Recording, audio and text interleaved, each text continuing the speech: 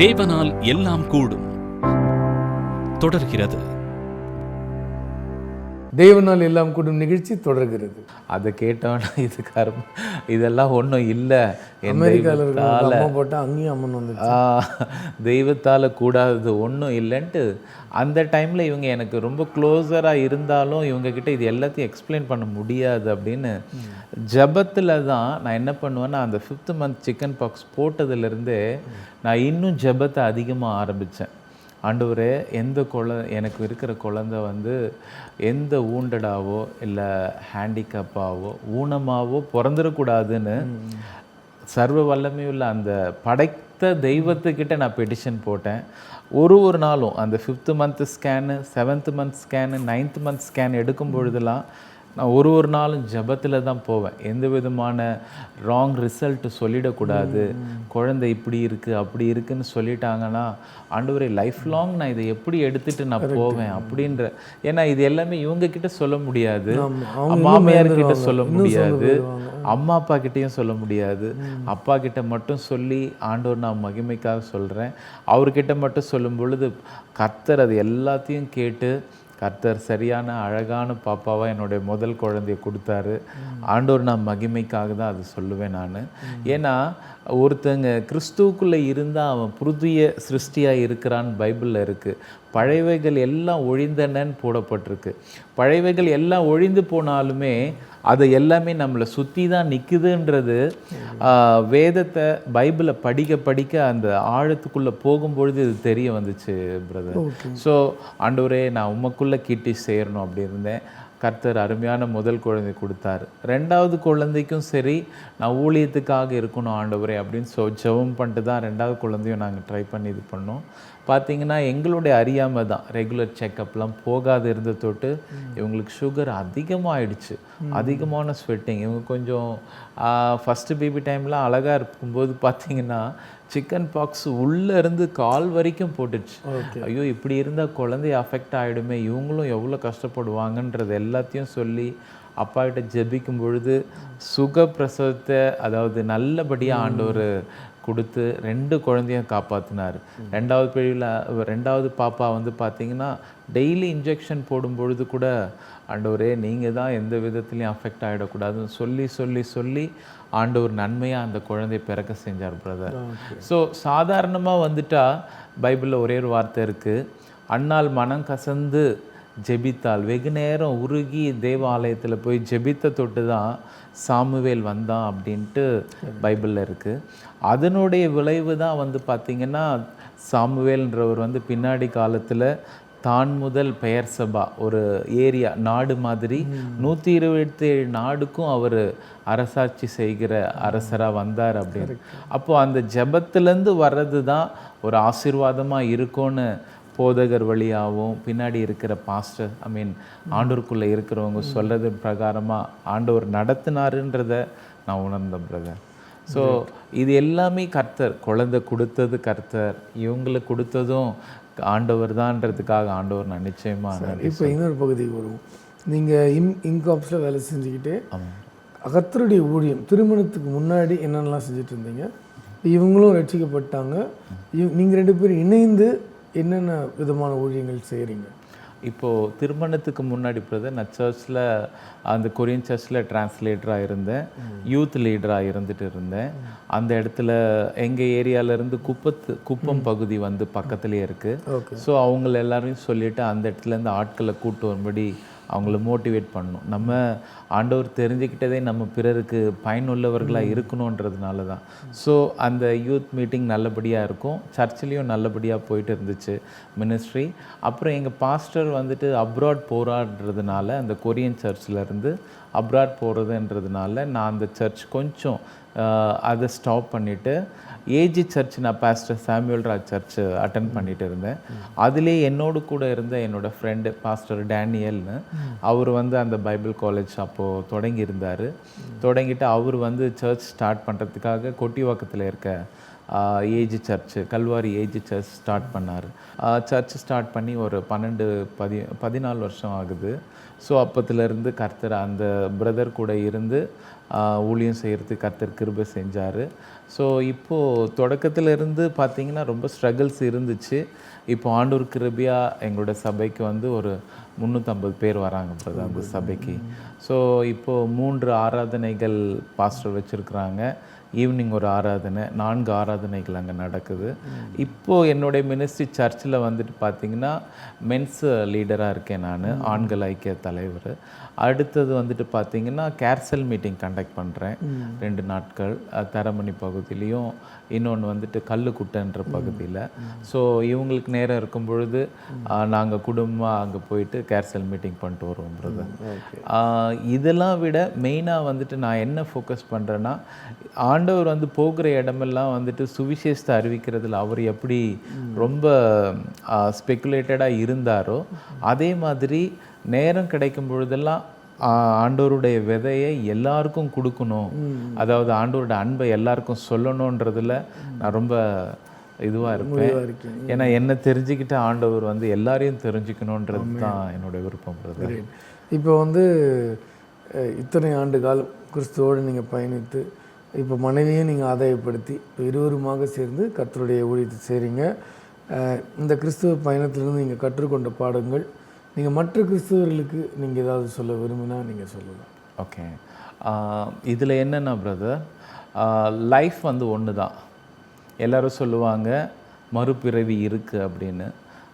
குறிப்பாக வந்து பார்த்திங்கன்னா ஒரு 40-50 வருஷத்துக்கு முன்னாடி மீடியாஸ் வழியாக பாட்டு எழுதப்பட்டவங்க, பெரிய பெரிய அறிஞர்கள் எல்லாமே மறுபிறவி இருக்குன்றதை வச்சு பாடல்லாம் எழுதி அவங்க நடித்து, பெரிய பெரிய தலைவர்கள்லாம் நடித்து அதன் வழியாக என்ன பண்ணியிருக்காங்கன்னா, எல்லோருடைய மைண்டில் இன்றைக்குமே வந்து என்ன யோசிச்சுட்டு இருக்காங்க, நமக்கு இன்னொரு ஜென்மம் அப்படி இருக்குது, முடிப்பீங்க அப்படி இருக்குன்னு நினச்சிட்டு இருக்காங்க. ஆனால் ஆண்டவர் தெளிவாக சொல்கிறாரு, மனுஷன் ஒரு தரம் பிறப்பதும் பின்பு நியாய தீர்ப்பு அடைவதும் அவனுக்கு நியமிக்கப்பட்டிருக்கு.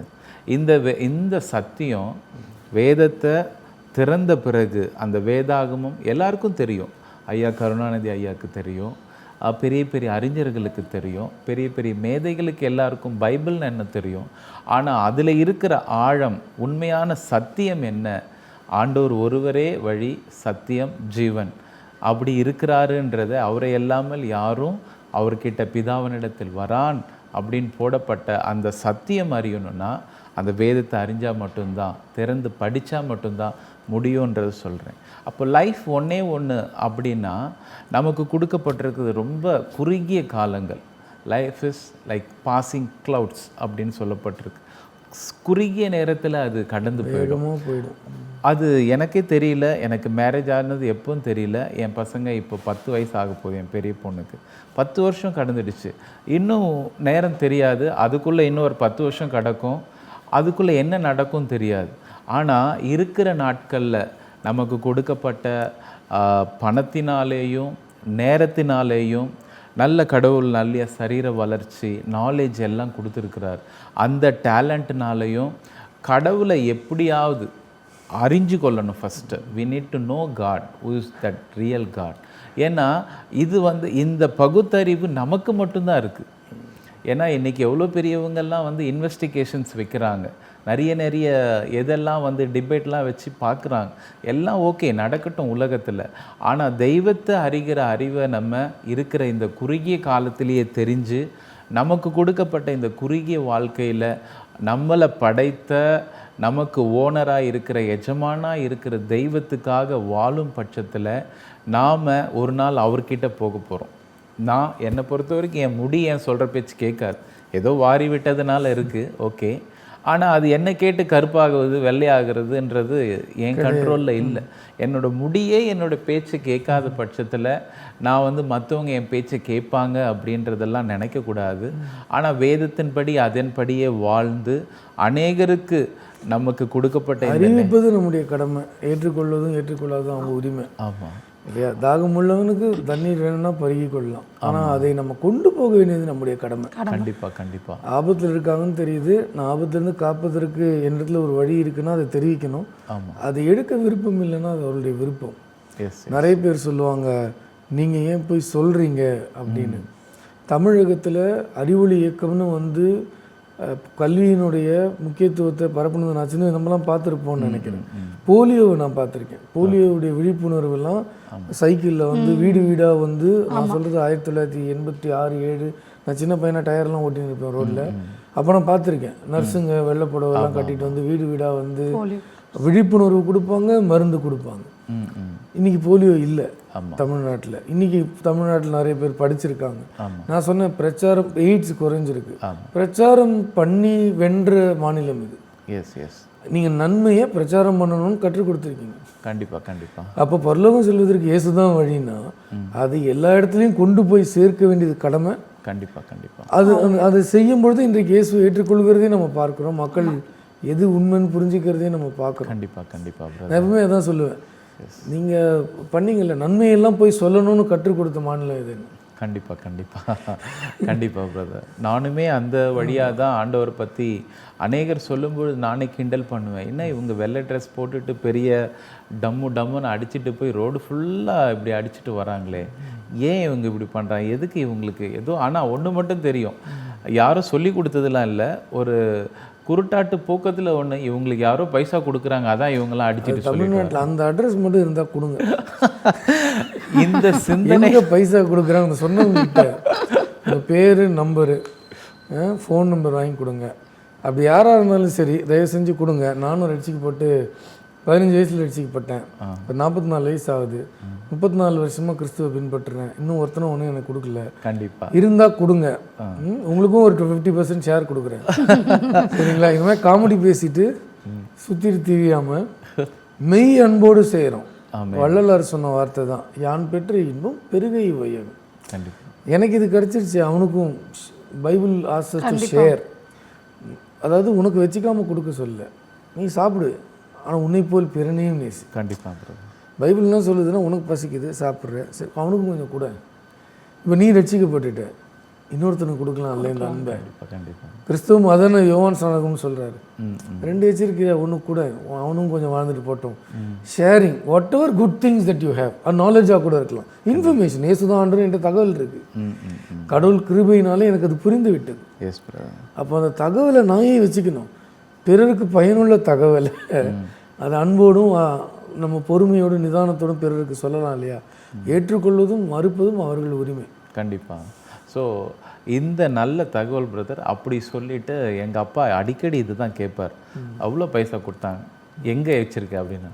நான் சொல்லுவேன், அப்பா பைசாலாம் கொடுக்கல, அவரோட அன்பை தான்ப்பா நான் உணர்ந்தேன். ஆனால் இதே அவங்க அப்பா சொல்கிறாருங்களா, இதே ஒரு சூழ்நிலை அவங்க அப்பா கிட்ட நாங்கள் சத்தியம் சொல்கிற ஒரு சூழ்நிலை வந்தது. அவருக்கு இந்த 2 இயர்ஸ் முன்னாடி வந்து கோவிட் வந்தது. கோவிட் வந்துட்டு ரொம்ப சிக்கானாங்க. அப்போ நாங்கள் சொன்னது ஒன்று தான், அப்பா ஆண்டர் இருக்கார், கைவிட மாட்டார். இந்த பைபிளை கொண்டு போய் அவர் கையில் கொடுத்து நீங்கள் ஆண்டரை நம்புங்க, கண்டிப்பாக ஆண்டர் உங்களை காப்பாற்றி கொண்டு வர. அவருக்கு 72 இயர்ஸ். அவர் வந்து எந்த ஹாஸ்பிட்டலையுமே அட்மிட் பண்ண முடியாத சூழ்நிலை. ஏன்னா எல்லா ஹாஸ்பிட்டலுமே ஃபுல், எங்கேயுமே அட்மிட். நான் சொன்னேன், கிங்ஸில் போய் கீழே உட்காந்துருங்க, கீழே போய் உட்காந்துருங்க. அவங்க ட்ரீட்மெண்ட் பார்க்குறாங்களோ இல்லையோ, உள்ளே வந்துட்டாலே அவங்களோட இது கம்ப்ளீட்டாக இது பண்ணுவாங்க. அதே மாதிரி உள்ளே போனாங்க. உள்ளே என்ட்ரி இது பண்ணவே இல்லை. ஆனாலும் உள்ளே இவரை விட்டுட்டு இவர் வெளியே நின்றுட்டார். உள்ளே போயிட்டு ஆண்டோட சுத்த கிருபை தான் பிரதர், அவர் உள்ளே போயிட்டு கீழே உட்காந்துட்டார். டாக்டர் அங்கே யாரும் இடமே இல்லை, ஆனாலும் ட்ரீட்மெண்ட் ஸ்டார்ட் பண்ணாங்க. அப்போ ஒரு சிஸ்டர் வந்து இவரோட ஆஃபீஸில் தெரிஞ்சவங்க, அவங்க வந்து அண்ணா நீங்களா அப்படின்னு கேட்டாங்க. கர்த்தரோட கிருபை அங்கே வெளிப்பட்டது பாருங்க. அம்மா அப்பா வந்து ரொம்ப பயந்து போயிருக்காரு, நான் செத்து போயிடும் போல், நான் வரமாட்டேன் அப்படின்னு வீட்டில் இருந்து சொன்னவர் நாங்கள் பைபிள் கொடுத்து அனுப்பினோம். அதே மாதிரி ஆண்டவர் வந்து அந்த இடத்துல ஒரு பெண்ணு மூலயமா வெளிப்பட்டார். அந்த பிள்ளை தான் வந்து ஃபுல் அண்ட் ஃபுல் அந்த 1 வீக் அவரை பார்த்துட்டது. அந்த பொண்ணு அதாவது அங்கே கவர்மெண்ட்டில் நர்ஸ் எல்லாருமே வந்து நல்லபடியாக பார்த்துக்கிட்டாங்க. கர்த்தரோட கிருபை அங்கே இருந்தது. அவர் கூட இருந்து அவர் அந்த 1 வீக் அப்புறம் வந்தார் பாருங்கள் வீட்டுக்கு. ஆண்டு தான் உண்மையான தேவன் நாங்கள் சொன்னது அவருக்கு புரிஞ்சுது.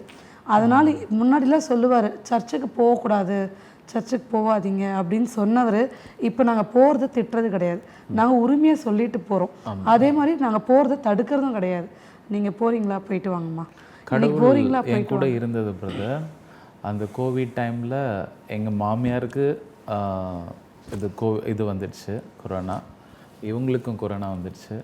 இவங்க கொரோனா வந்துடுச்சு அப்படின்றத பிள்ளைகளை அவங்க கூட வைக்கல, அவங்கள என் வீட்டுக்கு கொண்டு வந்துட்டு என் கூட இருந்தாங்க 10 நாள். இவங்கள அதை தனியாக இருக்கணும் இல்லைங்களா, அப்படி இருந்து இவங்க 2 பேர் இருந்துட்டாங்க. இவங்கள சமாளிக்கிறதுல நான் ஜோம் பண்ணுறது அப்படியே தான் இருந்துட்டு இருந்தோம். அப்புறம் பார்த்திங்கன்னா எங்கள் அம்மாவுக்கு கோவிட் வந்துடுச்சு, எங்கள் அப்பாவுக்கும் வந்துடுச்சு. ஸோ இது எப்படி நான் ஃபீல் பண்ணுறேன்னா, இவங்க எல்லாரையும் சர்வ் பண்ணுறதுக்கு நான் மட்டும்தான் இருந்தேன். அதில் ஜஸ்ட் ஒரு 5 ரூபா மாஸ்க் மட்டும்தான் நான் வாங்கிட்டு இருந்தேன். ஆண்டவர் வந்து 40 வருஷம் அந்த இஸ்ரவேல் ஜனங்களை பகலில் மேகஸ்தம்பமாகவும் இரவில் அக்கினி ஸ்தம்பமாக காத்தாருன்ற மாதிரி அவங்கள ஒரு நிமிஷமும் 2 பேருக்கு கோவிட் பேஷண்ட்டு, நான் ஒரு நிமிஷமும் ஹேண்ட் வாஷ் பண்ணிட்டு சானிடைஸ் போட்டுட்டு அவங்கள செக் பண்ணிவிட்டு பல்ஸ் பார்ப்பேன், பிபி பார்த்துட்டு உடனே பார்த்துட்டே இருந்தேன். ஆண்டவர் என்னை வர வைக்கலை. 2வது எங்கள் அப்பாவுக்கு வந்துட்டு அந்த கோவிட் அஃபெக்ட் ஆகிட்டு சிடி ஸ்கேனில் லங்ஸ் அஃபெக்ட் ஆகிடுச்சு அப்படின்னு சொன்னாங்க. அவர் வந்து ரொம்ப நல்ல ஸ்டெடி மைண்டட் இருக்கிறவர், ரொம்ப உழைப்பாளி. அந்த கோவிட் வந்தது பார்த்துட்டு எனக்கு எல்லாருமே கால் பண்ணி சொல்கிறாங்க, எங்கேயுமே பெட்டு இல்லை, அந்த இது மெபிலைசர் வைக்கிறதுக்கு பெட்டு இல்லை, என்ன பண்ணுறது தெரியல. ஸ்ரீ பாலாஜி ஹாஸ்பிட்டலில் மதுரவாயில் இருக்குது, ஒரு நாளைக்கு வந்து பெட் சார்ஜஸ் 30,000 ஆகும், நீங்கள் எடுத்து போய் சேர்த்துருங்க. எல்லோரும் ஒருத்தர் கொடுக்கும்பொழுது எனக்கும் பதட்டமாக இருந்தது. ஆனால் நான் ஜபத்தில் மட்டும் இருந்த, ஆண்டவரை எப்படி இதை ஹேண்டில் பண்ணணும், கிருபை செய்யும் கிருபை. ஏன்னா நானும் ஹாஸ்பிட்டலில் ஒர்க் பண்ணுறதோட்டு எங்கள் டாக்டர்ஸும் சஜஷன் சொல்கிறாங்க, இவங்களும் சஜஷன் சொல்கிறாங்க, எப்படி இதை சொல்கிறது. இது எல்லாத்தையும் பார்த்துட்டு எங்கள் அப்பா ரொம்ப பயப்பட்டு, அவரும் ஹிந்துவில் இருக்க தொட்டு என்ன சொல்லிட்டாரு, என்னை வாரி எடுத்துகிட்டு போய் போட்டுருங்க சொல்ல ஆரம்பிச்சிட்டாரு. அப்படி சொன்ன உடனே அவருக்கு வாயெல்லாம் குழவி ஒரு மாதிரி ஆயிடுச்சு. பயத்திலே பாதி பேர் இறந்துருப்பாங்கன்னு நினைக்கிறேன்.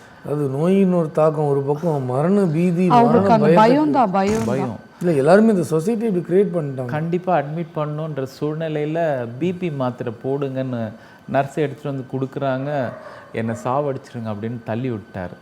அப்போ எனக்கு தெரிஞ்சிச்சு இவர் ரொம்ப பயந்துட்டார், ரொம்ப இதுவாக இருக்கார்.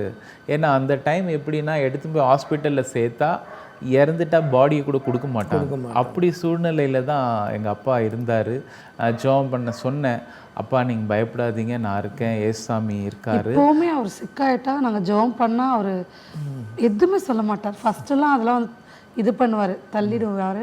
ஆனால் இப்போ ஐ ஆப்ரேஷன் பண்ணோம், அவர் மாலை போட்டிருந்தா கூட ஜெபம் பண்ணுங்கம்மா அப்படின்னுவார், ஜெபம் பண்ணுங்க. இப்போ அவர் வந்து ஆண்டவர் யாருன்னு புரிஞ்சுக்க ஆரம்பிச்சிருக்காரு. ஒரு நாள் வரும் ஒரு பூரணமாக புரிஞ்சுப்பார், நிச்சயமாக சொந்த ரட்சகராக ஏற்றுக்கொள்வார். ஸோ பிரதர், அந்த சூழ்நிலையில் அவர் மறிச்சே போயிடுவேன்ற சூழ்நிலையில் ஆம்புலன்ஸ் தான் கால் பண்ணணும்னு இருந்தாங்க. எல்லோரும் சொன்னாங்க நீங்கள் கால் பண்ணிவிடுங்க ஆம்புலன்ஸ்க்கு அப்படின்னு. அப்போ நான் சொன்னேன், ஆம்புலன்ஸ் சவுண்டு கேட்டாலே பாதி பேர் செத்துருவாங்க, அதனால் வேண்டாம் அப்படின்னு எனக்கு தெரிஞ்ச ஒரு மூலம். ஆம்புலன்ஸ் வரும்போது அந்த வீட்டில் இருக்கிறவங்க பயப்படுறதோட பக்கத்து வீடும் எடுத்து வீடும் பயப்படுவாங்க. அவங்க வீட்டில் யாருமே கோவிடே இருக்காது. ஆனால் எல்லாருக்கும் ஒரு மரண பீதி, அடுத்து நமக்கு தானோ, அடுத்து நம்ம வீட்டில் தானோ, ஓ இங்கே வந்துருச்சா, அப்போ நம்ம வீட்டில் இப்போ பரவ போகுது, இன்னொரு அரை மணி நேரத்தில் வந்துட போகுது. எல்லாரும் ஆண்டவர் கொடுத்த ஞானத்தினால் நான் ஆம்புலன்ஸ் சொல்லலை, தெரிஞ்சவர் மூலயமா வண்டி சொன்னேன். அவர் சொல்கிறாரு, கொரோனா பேஷண்ட்டில் நான் ஏற்ற மாட்டேன்ப்பா அப்படின்னு சொல்லிட்டு அவங்க எதிர்க்கே, எங்கள் அப்பா எதிர்க்கே அதை வேண்டான்னு சொன்னோன்னே இன்னும் அவர் ரொம்ப ஊண்டிங் ஆகிட்டார். அப்போ நான் என்ன பண்ணேன், இன்னொருத்தர்கிட்ட பேசிட்டு சொன்னேன், கோவிட் ஹாஸ்பிட்டல்லாம் போகணும்ல, நீங்கள் கொஞ்சம் எங்களை ட்ராப் பண்ணணும் வாங்கன்னு சொல்லிட்டு ஃப்ரெண்டை கூப்பிட்டு கிண்டி வரைக்கும் வந்தேன். அது வரைக்கும் தெரியாது அப்பாவுக்கு கொரோனா இருக்கிறது. ஸோ சொல்லாமல் கூப்பிட்டு வந்துட்டு அந்த கோவிட் ஹாஸ்பிட்டல் உள்ள விட்டோம். அங்கே உள்ளே வந்த பிறகு தான் என் ஃப்ரெண்டு கேட்குறாரு, என்னடா இங்கே இட்டு வந்துட்டா. இல்லைடா அப்பா கோவிட், ப்ளீஸ் கொஞ்சம் அண்டர்ஸ்டாண்ட் பண்ணிக்கன்னு சொல்லி உள்ளே இட்டு போகிறோம். பார்த்தீங்கன்னா வண்டி வந்துகிட்டே இருக்கு ஆம்புலன்ஸ். அதை பார்த்தோன்னே இன்னும் ரொம்ப ஒரு மாதிரி ஆயிட்டார் அப்பா. நான் சொன்னேன், கவலைப்படாதீங்கப்பா, ஏசப்பா இருக்காருன்னு சொல்லி இடத்துல தான் ஆண்டவர் சத்தியத்தை சொல்ல வச்சாரு. ஆமாம், அந்த சூழ்நிலையில் சொன்ன பிரதர், எல்லாருமே இன்க்ளூடிங் டாக்டர் கூட டாப் டு டோ வரைக்கும் பார்த்திங்கன்னா ஃபுல்லி கவர், எல்லாமே கவர். ஆனால் நான் மட்டும் 5 ரூபா மாஸ்க் மட்டும்தான் போட்டிருந்தேன். எத்தனையோ பேஷண்ட், அந்த நான் இருந்த 2 hours ஹாஸ்பிட்டலில் ஒரு 6 பேஷண்ட் அட்மிட் ஆகிருப்பாங்க, 2 பேர் இறந்துருப்பாங்க. அந்த சூழ்நிலை அங்கேயே பார்த்தேன். அப்பாவால் முடியல, அவர் எல்லாத்தையும் பார்த்துட்டு இதுவாகிடுறான் அப்படின்னு ரொம்ப ஒரு மாதிரி அப்செட் ஆகி ரொம்ப சத்தம் போடுறார். அந்த எக்ஸ்ரே எடுத்துகிட்டு தான் இவரை எந்த வார்டில் அனுப்பணும்னு சொல்கிறாங்க. நான் சொன்னேன் பயப்படாதீங்க பயப்படாதீங்க. அந்த சூழ்நிலையில் தான் அங்கே இருக்கிற அட்டெண்டர்கிட்ட கொஞ்சம் பைசா கொடுத்துட்டு கொஞ்சம் பார்த்துக்கங்கன்னு சொல்லி அமுச்சு விட்டேன் பிரதர். ஸோ நைட்டு ஃபுல்லாக அவருக்காக ஜெபம் பண்ணேன். மறுநாள் காலைல சாப்பாடை எடுத்துகிட்டு வரலான்னு பார்த்தா நீங்கள் அந்த சாப்பாட்டில் சீட்டு மட்டும் எழுதிட்டு அங்கே வச்சுட்டு போங்க, நாங்கள் கொடுத்துருவோம். அது அவங்க சாப்பிட்றாங்களா அவருக்கு போதான்னு கூட தெரியாது, என்ன மருந்து கொடுத்தாங்கன்னு தெரியாது. ஒருவேளை ஏதாவது சூழ்நிலையில் ஏதாவது மறிக்கும் தருவாயில் அந்த பாடி கூட கொடுக்க மாட்டாங்களேன்னு ரொம்ப அப்செட் ஆகி ஜோபத்தில் மட்டும் இருந்தேன். அந்த சூழ்நிலையில் சொல்லிகிட்டே இருப்பேன், கண்டிப்பாக இந்த வெள்ளிக்கிழமை சேர்த்துருக்கீங்க, நெக்ஸ்ட் வெள்ளிக்கிழமை வந்துடுவாங்க, விசுவாசத்தோடு இருங்க, ஆண்டவர் கண்டிப்பாக கிருபை செய்வார், கண்டிப்பாக அவர் வருவார், நான் விசுவாசிக்கிறேன் வருவார். நீங்கள் ஹாஸ்பிட்டலில் சேர்த்துட்டீங்களே, நெக்ஸ்ட் ஃப்ரைடே காலையில் 8 மணிக்கு வீட்டுக்கு வருவார். நான் சொல்லிகிட்டே இருந்தேன் பிரதர். அதே மாதிரி அந்த ஃப்ரைடே சேர்த்தாங்க, நெக்ஸ்ட் ஃப்ரைடே வந்துட்டார் அவர் வீட்டுக்கு. ஹல்லேலூயா, நிஜமாக அது உண்மை. ஆமாம், அது அந்த மறுநாள் பிரதர் நான் போனேன், ஃபெய்த் இருந்தால் போதும். நான் ஏதோ ஒரு விதத்தில் ஒருத்தங்களுக்கு ஹெல்ப் பண்ணது, எங்கள் ஆஃபீஸில் சிஎல் கேட்டகரியில் இருப்பாங்க, அவங்களுக்குலாம் ஹெல்ப் பண்ணியிருக்கேன். அதில் ஒரு கேர்ளு ஃபுல் கவர்டோடு இருந்தாங்க, ப்ளூ ட்ரெஸ் போட்டுட்டு. அவங்களே என்னை கூப்பிட்டாங்க அண்ணா அப்படின்னு. அதாவது ஏஞ்சல் கூப்பிட்ற மாதிரி தான் இருந்தது அந்த இடத்துல. யாராவது என் பேரை கூப்பிட்ற மாதிரி இருக்கே அப்படின்ட்டு திரும்பி பார்த்தேன், செந்தில் அண்ணான்னு கூப்பிட்றாங்களேன்ட்டு திரும்பி பார்த்தா, அண்ணா தொப்பாருங்கண்ணா, நான் இம்காப்ஸில் ஒர்க் பண்ணியிருக்கேன், நீங்கள் கூட என்னை பார்த்துருக்கீங்களே அப்படின்னு. ஐயோ அம்மா தங்கச்சி ரொம்ப சந்தோஷமாக உன்னை பார்த்தது அப்படின்னு சொல்லிவிட்டு அப்பாவுக்கு இங்கே சேர்த்துருக்கோம் அப்படின்னோடனே அவங்க சொன்னாங்க, கவலையப்படாதீங்க, நான் என்னுடைய அப்பா மாதிரி நான் பார்த்துக்கிறேன், நீங்கள் நிம்மதியாக போங்க அப்படின்னாங்க. அப்போ தான் பிரதர் எனக்கு ரிலீஃபே ஆச்சு. ஏன்னா எந்த டாக்டர் மீட் பண்ண போகிறாங்க, என்ன டேப்லெட் கொடுக்க போகிறாங்க, எப்படி இருக்கிறாரு, தூங்குறாரா, ஒன்றுமே இல்லை. இத்தனைக்கும் அவர் கையில் ஃபோன் இருந்தது, அது பட்டன் ஃபோனு, அது நல்லா சவுண்ட் அடிக்கும். அந்த ஃபோன் பண்ணால் கூட எடுக்க மாட்டுறாரு. ஸோ ஏன்னா அவர் மென்டலி அவ்வளோ டிப்ரெஷன் ஆகிருப்பாருங்க, எல்லாம் சேர்த்து அந்த சூழ்நிலையே வந்து பயமுறுத்துற மாதிரி ஒரு மரண பீதின்னு அதில் போயிட்டு நான் ஆண்டவருக்கு ஃபுல் அண்ட் ஃபுல், ஆண்டவர் என்ன இஸ்ரேல் ஜனங்களை காத்தது மாதிரி எல்லாருக்கும் கொரோனா வந்துடுச்சு என்னை தவிர்த்து. ஆனால் கர்த்தர் கிருபையாக காப்பாற்றினாருன்றதை நான் ஃபுல்லாக சாட்சி சொல்ல முடியும். அவருக்கு ஒரு நாள் இருந்து தேவையான 4 நாள் கழித்து தான் பிரதர் ஃபோனே அட்டன் பண்ணார். அப்போ கூட என்ன பார்க்குறாருன்னா இங்கே பார்ப்பார், ஏன்னா அந்த அளவுக்கு ஆன்டிபயோட்டிக் கொடுத்துருக்குறாங்க உள்ள. எப்படியோ கொடுத்து அவர் கொஞ்சம் ரெக்கவர் ஆன பிறகு ஆண்டவருக்கு நன்றி சொல்லி வீட்டுக்கு கூப்பிட்டு வரேன். எல்லாரும் சொல்கிறாங்க, அவர் பெட்டில் அவர் கூட இருந்த 3 பேரில் 2 பேர் இறந்துட்டாங்க. இவர் 72 இயர்ஸில் சேர்த்தது, இவர் மட்டும் பின்னாடி வரும் பொழுது அங்கே இருக்கிறவங்க சொல்கிறாங்க, ரியலி கிரேட் பா, இவர் உயிரோடு கொண்டு வந்திருக்கிறீங்க. நான் இல்லைங்க, ஏசாமி தான் கொண்டு வந்தார். அப்போ ஒரு நாளும் அவருக்கு வந்து பார்த்திங்கன்னா அந்த பேஷண்ட் உள்ளே வீட்டுக்கு வந்த பிறகு கூட பார்த்திங்கன்னா அந்த ஆன்டிபயோட்டிக்கோட எஃபெக்ட்டு குறைஞ்சது ஒரு 9 மாதத்துக்கு நான் ஃபீல் பண்ணேன். அவர் அப்படியே ஒரு மாதிரி ஸ்டப்பானாக இருப்பார், ஒரு ஆக்டிவாக இருக்க மாட்டார். ஆனால் பை காட்ஸ் கிரேஸ் தான் இப்போ அவர் நல்லா இருக்கிறார். வைரஸ் அட்டாக் பண்ணுறதுக்கு அவங்க கொடுத்த ஸ்டெராய்ட்ஸ், ஆமாம், அது வந்து எப்படின்னா வைரஸை கொல்றதுக்காக ரொம்ப ஸ்ட்ராங்காக, அது வைரஸை மட்டும் கொல்லாது, அது மனிதனையும் சேர்த்து கொஞ்சம் கொல்லும், ரிஸ்க்கு தான் அது. ஸோ எப்படின்னா அவங்க ஒரு நடப்பன மாதிரி இருப்பாங்க. ஆமாம், ஏன்னா ஒரு பெரிய தாக்குதல் மருந்து வந்து ஸ்டெராய்ட்ஸுங்கிறது தாக்குதல் தான், அந்த அந்த கிருமியோடு அவங்க நடத்துகிற யுத்தம். ஆனால் அந்த கிருமியை அடிக்கும் போது கிருமி உடம்புல இருக்குது, கண்டிப்பாக கண்டிப்பாக மற்ற பகுதிகள் மற்ற அவயவங்கள் எல்லாமே பாதிக்கப்படும் இல்லையா, அதனால் இருப்பாங்க. அப்புறம் கொஞ்சம் கொஞ்சமாக ஒரு 1 இயராவது ஆகும் நிச்சயம், நீங்கள் சொன்ன மாதிரி அவங்க அதுலேருந்து மீண்டு வருவது இருக்குது. ஸோ அப்பாவுக்கு சொல்லுவேன், அப்பா இயேசுசாமி தான் இப்போ ரெக்கவர் ஆகிட்டாரு, இயேசுசாமியை கொஞ்சம் நினைச்சுக்கிட்டு அவர் திருப்பி அந்த வழியில் இருக்காரு. பரவாயில்ல, அது ஒன்றும் பிரச்சனை இல்லை, நான் ஜெபம் பண்ணிட்டு இருக்கேன். கொஞ்சம் கொஞ்சமாக விதை போட்ட உடனே 1/2 hourல வந்து பார்த்தா முளைச்சிருக்குமா? கண்டிப்பாக. சில விதைகள் உடனே 2 நாளில் முளைக்கிற விதைகள் உண்டு.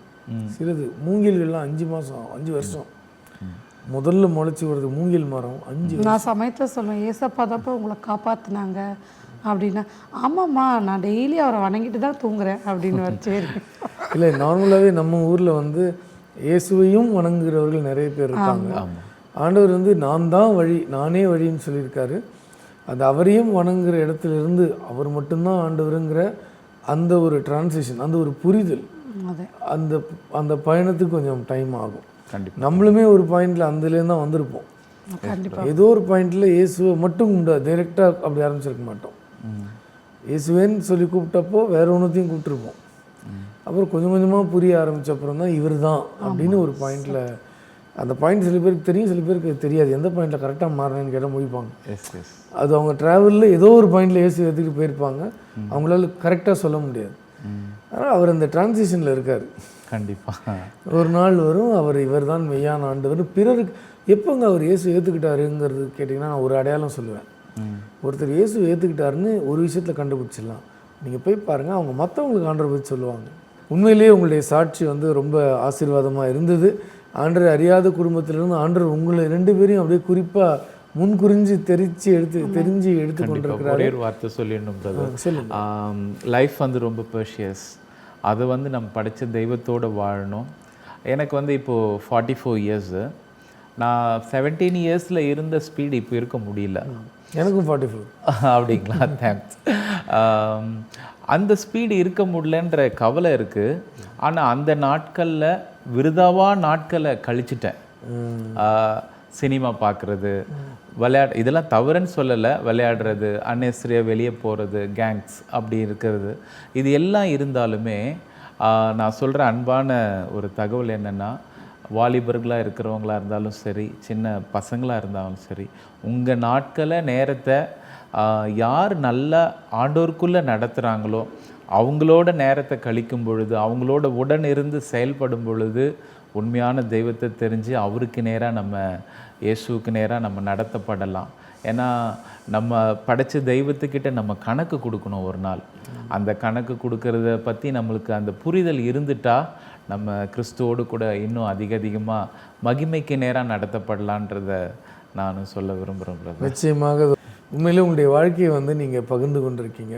தேங்க்ஸ். நிறைய படிப்பினைகள் இருக்குது. கண்டிப்பாக. நிச்சயமாக நீங்கள் ஆசைப்பட்டபடியே உங்களுக்கு வயசுலாம் ஆயிடல.